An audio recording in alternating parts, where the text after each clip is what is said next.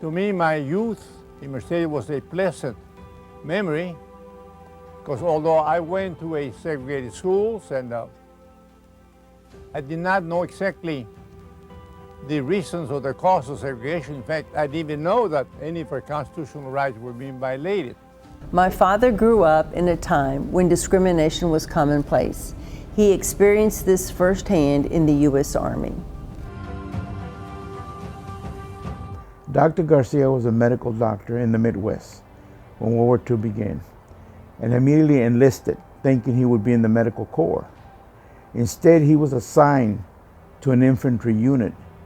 He landed in North Africa when the troops first landed as an infantry platoon leader. Infantry, that's in the front lines, as a platoon leader. And he did his job well, because that's the type of man he was. Here's a medical doctor, because of the discrimination at that time, assigned to infantry. Later on, during the invasion of Sicily, they realized that he was an educated soldier, so they moved him back into the combat engineers, still not respecting he was a medical doctor. So he landed in Sicily as a combat engineer. Then as the war continued, they realized their casualties were pretty high, that there was a doctor in the combat engineers, and then he finally was assigned to the medical corps.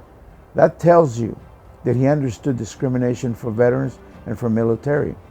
And then once he became a medical doctor in the service, he continued, of course, that's where he had been trained. And when he came back, of course, the story I heard was that veterans would come to him to see him in his medical office. And the conversation began like, I have a little pain here on my right side, but really, we're having trouble with housing. Dr. Garcia, I have a little pain here on my right leg, but really, we're having trouble finding employment, and I'm a veteran. And I think that's what initiated before 1948 to organize and found the GI Forum, which became an advocate for veterans' rights and civil rights by Dr. Hector P. Garcia. Basically, it was organized to help the veterans with two problems. One problem being the fact that they were not giving us veterans hospitalization. So we got organized for that. Secondly, we got organized because the educational level of our people was so low, we were not productive. So we were already working on those two things, better education for the veterans and hospitalization for the veterans. Many of the programs and initiatives he started didn't go over too well at the time with the powers that be. And then there were the threats.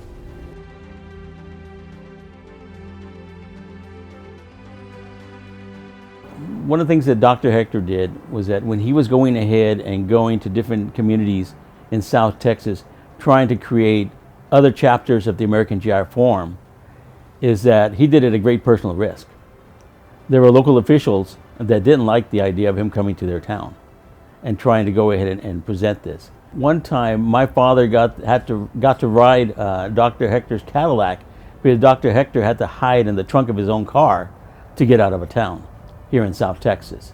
That's the kind of dangers that Dr. Hector had to face trying to go ahead and create the American GI Forum.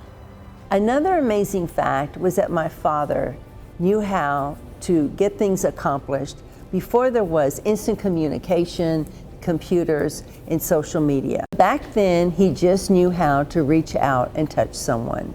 During my friendship with Dr. Garcia, I was honored to witness him making 3 phone calls that left a great impression on me of the influence and the power that he maintained with his humble attitude and yet strong leadership.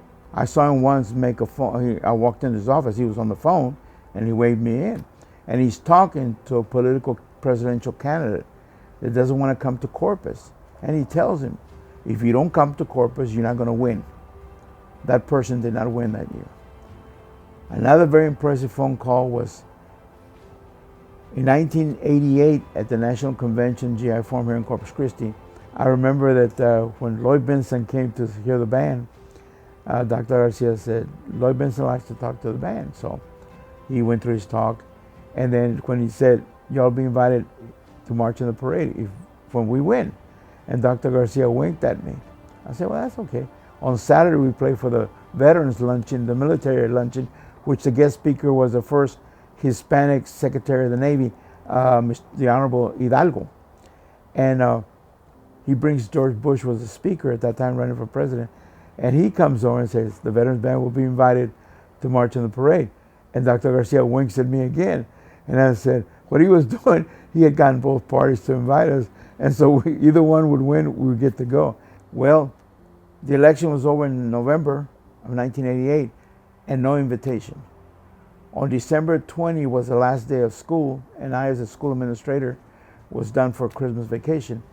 I went to his office and said, Dr. Che, we have not received the invitation, and we only have 30 days till the inauguration on January 20.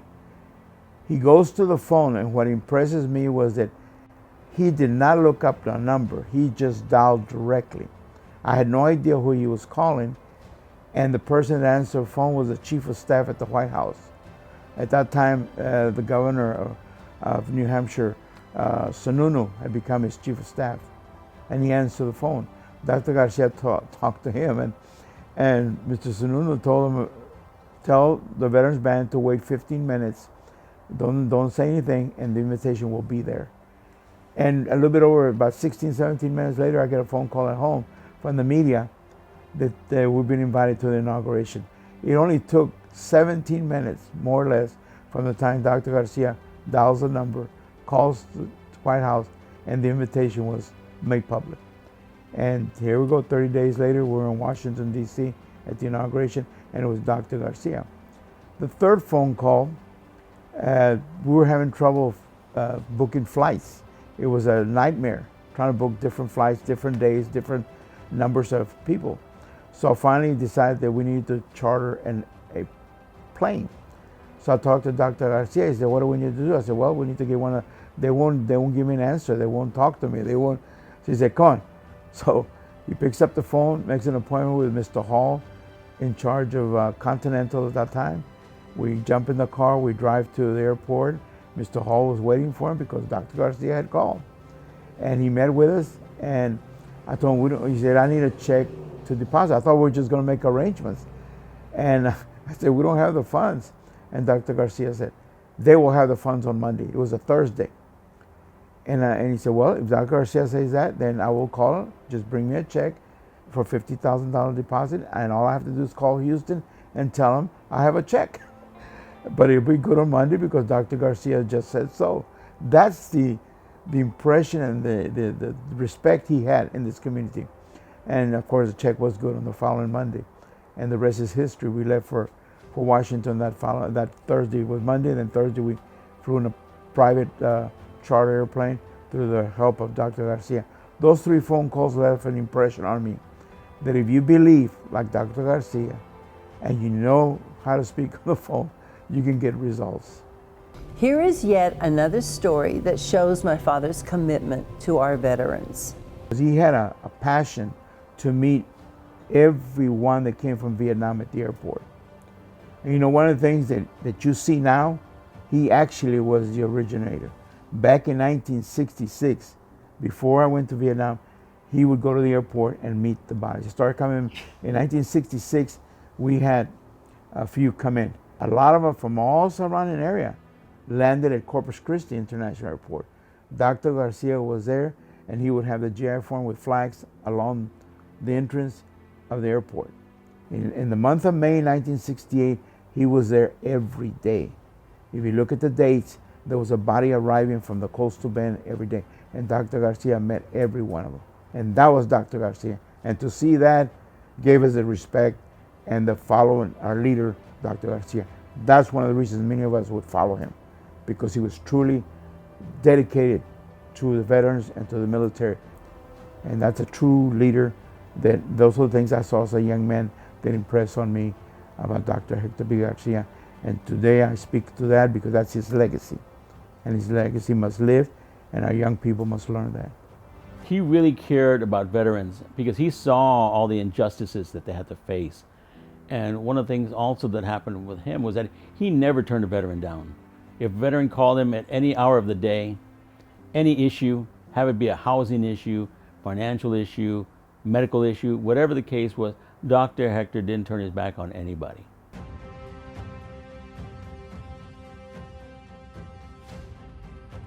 I started in Vietnam in 1968. Then I got wounded in September 22nd, 1968. My parents were notified by telegram that I was wounded.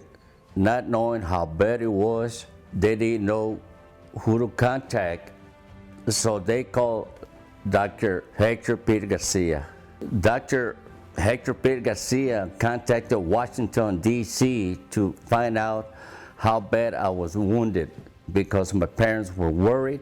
After Dr. Hector P. Garcia found out how serious my wounds were, he contacted my parents. With this information, it made my parents feel a lot better, knowing that I was going to be okay. We owe Dr. Hector P. Garcia our gratitude from myself and my parents, especially my mom. Here are some final thoughts.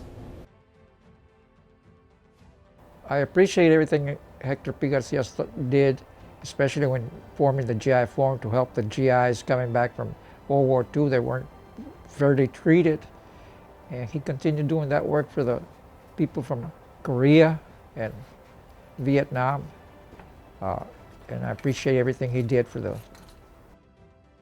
He wanted to secure greater justice for Hispanic people. The American GI Forum methodically set out to overcome all of this illegal discrimination against us, and we have succeeded very, very, very far. My faith in the system is still pretty strong, pretty good. What had happened in the past, that we didn't know the Constitution. I have never tried to avoid the fact that duty is duty, and people ask you, why do you do these things? Because I think they have to be done. With your help, Dr. Hector P. Garcia's foundation can continue to do the good work that it did in his lifetime, because the people who are inspired by his example can keep alive the projects that he started and the work that he started. We need to keep Dr. Hector's legacy alive for the simple fact that we need leaders of his type to keep on going. We need young people to go ahead and fill his shoes if they can, or at least try. That's what we need. And all we have asked for so many years, we have never wanted a separate state, separate country, separate school, but we wanted to be part and parcel of the greatness of this country, the United States of America. On behalf of the Dr. Hector P. Garcia Memorial Foundation, we appreciate your support and thank you for helping us keep Dr. Hector's legacy alive.